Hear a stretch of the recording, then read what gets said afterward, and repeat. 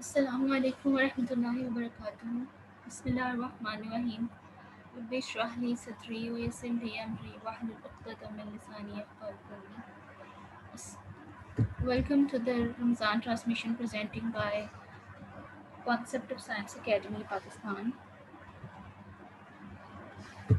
Alhamdulillah, it is the 25th Ramadan that we encountered the learning about the Ramazan and its ikamat and its importance. Last time we discussed about the itikaf, the one of important amal or deed of the last 10 days of Ramadan. Now the turn is toward the Laylatul Qadr or Shab Qadr. Laylatul Qadr के मुकाम और मर्तबा के लिए यही काफ़ी है कि अल्लाह ताला ने इसे कदर और मुबारक के वस्फ के साथ जिक्र फरमाया है. इस शब के बेशुमार फ़ज़ाइल हैं जिसे अल्लाह सुब्हानहू व तआला इरशाद है, इन्ना अंज़लनाहु फ़ी लैलतिल क़द्र, यकीनन हमने इसे कुरान करीम को शब कदर में नाजिल फरमाया. वमा अद्राक मा लैलतुल क़द्र, आपको क्या मालूम कि शब कदर क्या है. लैलतुल क़द्री खैरुम मिन अल्फ़ि शहर, सब शब कदर 1000 महीनों से बेहतर है. तनज़्ज़लुल मलाइकतु वर्रूह फ़ीहा बिइज़्नि रब्बिहिम मिन कुल्लि अम्रिन, इसमें हर काम के सर अंजाम देने को अपने रब के हुक्म से फरिश्ते और रूह जिब्राईल अलैहिस्सलाम उतरते हैं. सलामुन, ये रात सरासर सलामती की होती है. हिय हत्ता मतलाइल फज्र, और तुलूए फजर तक रहती है. ये आयत हमें सूरह कदर में मिलती हैं. इससे हमें अंदाज़ा होता है कि ये रात कितनी इम्पोर्टेंट है. फर्स्टली, इसमें कुरान मजीद नाजिल हुआ. सेकेंडली, ये 1000 महीनों से बेहतर है. थर्डली, रूहुल अमीन और तमाम फरिश्ते अल्लाह ताला के हुक्म से अपने अपने काम, इम्पोर्टेंट काम सर अंजाम देते हैं.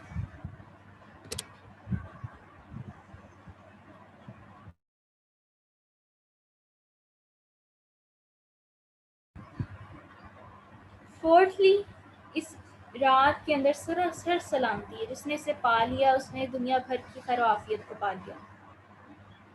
अरशाद बारी ताला है सूरह तुखान आयत नंबर 3 में, इन्ना अंज़लनाहु फ़ी लैलतिन मुबारकतिन इन्ना कुन्ना मुनज़िरीन, यकीनन हमने इसे बाबरकत रात में उतारा है, बेशक हम डराने वाले हैं.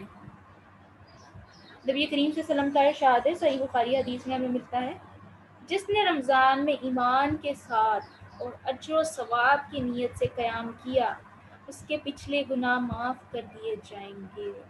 So as I told you already, ताक रातें होती हैं रमज़ान की 21, 23, 25, 27 और 29.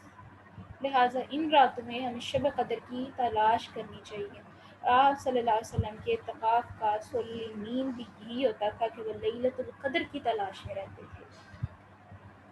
हज़रत अनस बिन मालिक रज़ियल्लाहु तआला अन्हु बयान करते हैं, रमज़ान शुरू हुआ तो रसूलुल्लाह सल्लल्लाहु अलैहि वसल्लम ने इरशाद फरमाया, यह महीना तुम पर साया फ़िगन हो चुका है. इसमें एक शब ऐसी है जो 1000 महीनों से बेहतर है.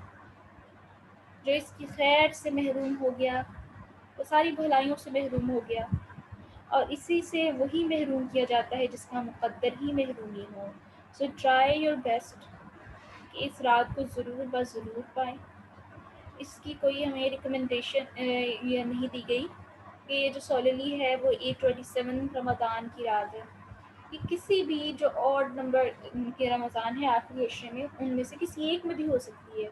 And now it's up to us कि हम उसको तलाश करें, उसको पाएँ, उसकी खैर बरकतें हासिल करें. अब हम देखते हैं शब कदर की तलाश और जस्तजू के बारे में नबी करीम सल्लल्लाहु अलैहि वसल्लम की क्या अहकामात हैं. शब कदर की तयन के सिलसिले में नबी करीम सल्लल्लाहु अलैहि वसल्लम का इल्म था. आप सल्लल्लाहु अपनी उम्मत को इसे बतलाने के लिए तशरीफ़ ला रहे थे कि हुआ यूँ कि दो मुसलमानों का इख्तलाफ हो गया और वो झगड़े के सबब भूल गए. या आप सल्लल्लाहु अलैहि वसल्लम से बुला दिया गया इल्ला बिस्मिल्लाह. लेकिन इसमें भी इस उम्मत के लिए खैर व भलाई है. उबादा बिन सामित रज़ियल्लाहु अन्हा से मरवी है, फरमाते हैं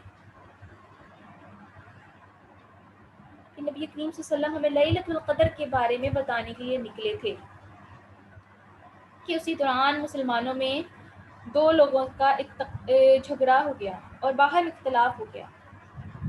آپ نے فرمایا میں تمہیں لیلۃ القدر کے بارے میں بتلانے کے لیے نکلا تھا کہ فلاں فلاں نے جھگڑا یا تکرار کر لیا جس کے سبب اس کا تعین اٹھا لی گئی، یعنی ایک فکس ڈیٹ جو تھی میں بھی ان کے اوپر نازل کی گئی تھی لیکن اس جھگڑے کی وجہ سے اٹھا لی گئی۔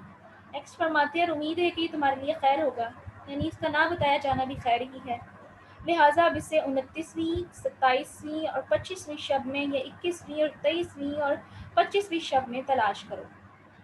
شب قدر کی تعین کی بھلا دی گئی، لیکن آپ صلی اللہ علیہ وسلم نے اسے ایک محدود دائرے میں تلاش کرنے کی ترغیب دے کر اس کی فضیلت کے حصول کو بھی آسان فرما دیا۔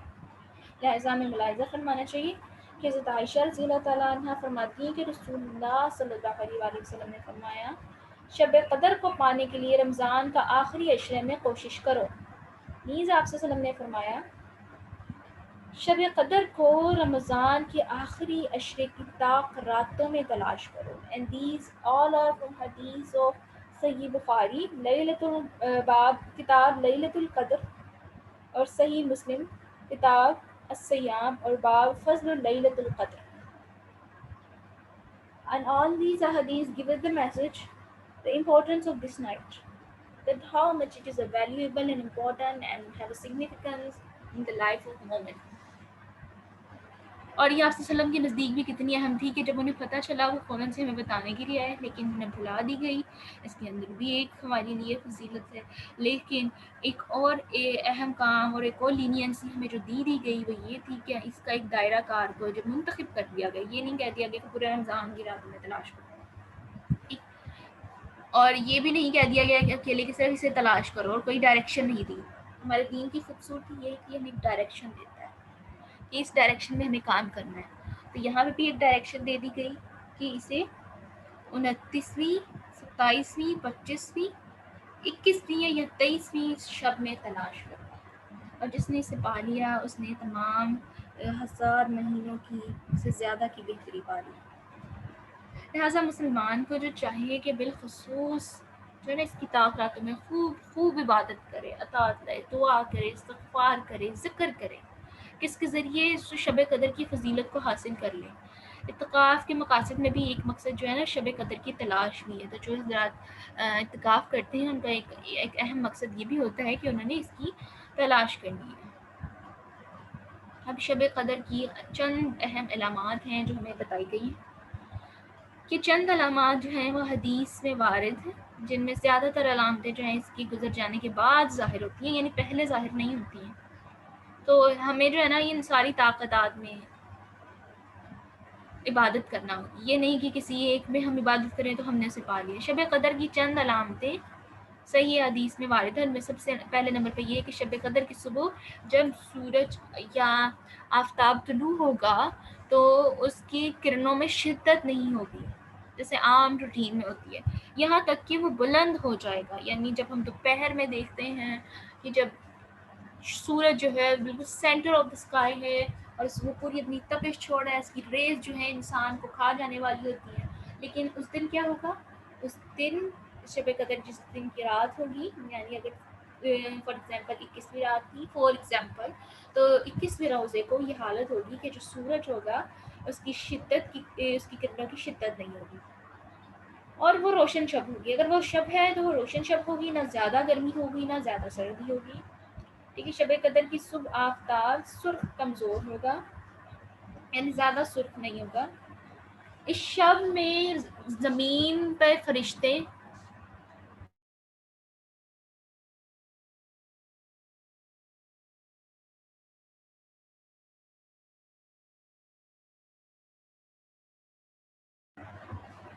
اچھا جی، اس شب میں جو زمین پر فرشتوں کی تعداد کنکریوں سے بھی زیادہ ہوگی۔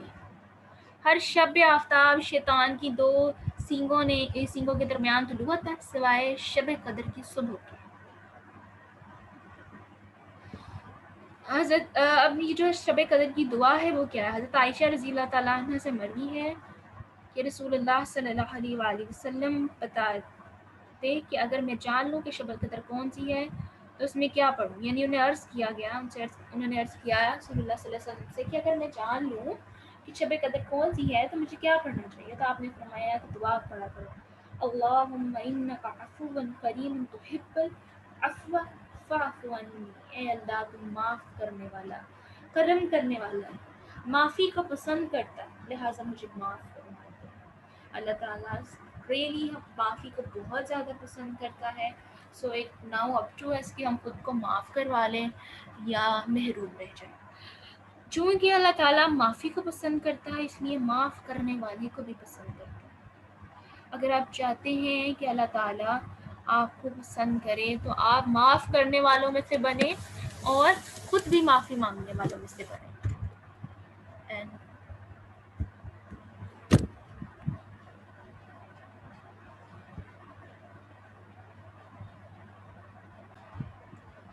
And today dua done is Rabbi ja'alni muqim as-salati wa min dhurriyyati Rabbana wa taqabbal dua. Surah Al-Anbiya, ayat number 14. Very familiar dua that we often recite in akhir of our salah. Who prayed this? The question arises. It was Hazrat Ibrahim alayhi salam, one of the most beloved prophet, Khalilullah, اللہ کے دوست، جنہیں اللہ تعالیٰ نے اپنا رفیق دوست قرار دے دیا۔ کیوں قرار دے دیا؟ کیونکہ حضرت ابراہیم علیہ السلام کو جن جن چیزوں سے آزمایا گیا وہ اس چیز پہ پورا اترے، وہ اپنے رب کے فرما بردار بندوں میں سے تھے، اس لیے یہ ہوا، اور یہ ان کی مقبول دعا ہے، لہٰذا ہمیں چاہیے جو دعائیں قبول ہو چکی ہیں ہم وہ دعا فرمائیں۔ اب دیکھیے اس میں ہم کیا دعا مانگ رہے ہیں۔ اے میرے پروردگار، مجھ کو میری نسل میں سے لوگوں کو نماز پر قائم رکھنے والا کر۔ اے ہمارے پروردگار، ہماری دعا قبول کر لیجیے۔ آپ اندازہ کریں حضرت ابراہیم علیہ السلام کے نزدیک نماز کی کتنی امپورٹنس تھی کہ انہوں نے نماز میں ہی نماز کو مانگا، اور یہی جو دعائیں ہم نماز میں مانگ رہے ہیں، اور ہم نماز میں ہی نماز کو مانگ رہے ہیں کہ اللہ تعالیٰ مجھے اور میری نسل کو نماز پہ قائم رکھنے کی توفیق عطا فرما۔ That's why it is said that کہ نماز برائیوں سے دور رکھتی ہے، اور نماز اگلی نماز تک جو ہے ہماری حفاظت کرتی ہے۔ شاید یہ دعائیں ہی ہیں جس کی وجہ سے ایسا ہو رہا ہے، یہ اللہ تعالیٰ کی خاص رحمت ہے۔ اگر ہم نماز کو اس کے ترجمے کے ساتھ پڑھیں، سمجھیں، تو ہمیں اندازہ ہوگا کہ ہم کتنی امپورٹنٹ چیز کھو رہے ہیں نماز نہ پڑھ کر۔ سو آئی ریکویسٹ یو، پلیز اپنی نمازوں کو مضبوط رکھیں۔ جو آپ کی ایک روٹین رمضان کے مہینے میں بنی ہے اس کو بھی اپنی تھرو آؤٹ دا ایئر چلائیں، نیکسٹ رمضان آنے تک، پھر نیکسٹ رمضان اللہ تعالیٰ سے مانگنے کی توفیق مانگیں، اور اس کے اندر پھر اپنی عادات کو مضبوط کریں۔ نبی کریم صلی اللہ علیہ وسلم کا فرمان ہے، مجھے میری عورتیں بہت پیاری ہیں، مطلب یہ کہ انہوں نے اپنی بیویاں بہت پیاری تھی، اور نماز میری آنکھوں کی ٹھنڈک ہے۔ تو جس نبی سے ہم محبت کا تقاضا کرتے ہیں نا، اس کی آنکھوں کی ٹھنڈک نماز تھی، اور یہ محبت تقاضا کرتی ہے کہ ہماری آنکھوں کی ٹھنڈک بھی نماز ہونی چاہیے۔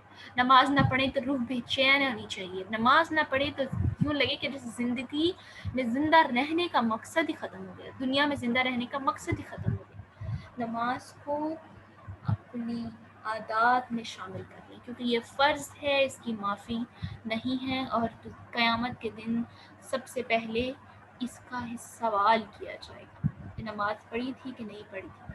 اور فرشتے جب جہنمیوں سے پوچھیں گے کہ کون سی چیز تمہیں جہنم میں لے کر آئی، تو وہ کہیں گے کہ ہم نماز نہیں پڑھتے، یہ چیز ہمیں جہنم میں لے کے آئی۔ سو اللہ سبحانہ و تعالیٰ سے میری دعا ہے کہ مجھے اور آپ سب کو اور تمام مسلمانوں کو نماز کی پابندی کی توفیق عطا فرمائے، اور اس کا پورا حق ادا کرنے کی توفیق عطا فرمائے۔ وآخر الدعوانا ان الحمد للہ رب العالمین۔ السلام علیکم ورحمۃ اللہ وبرکاتہ۔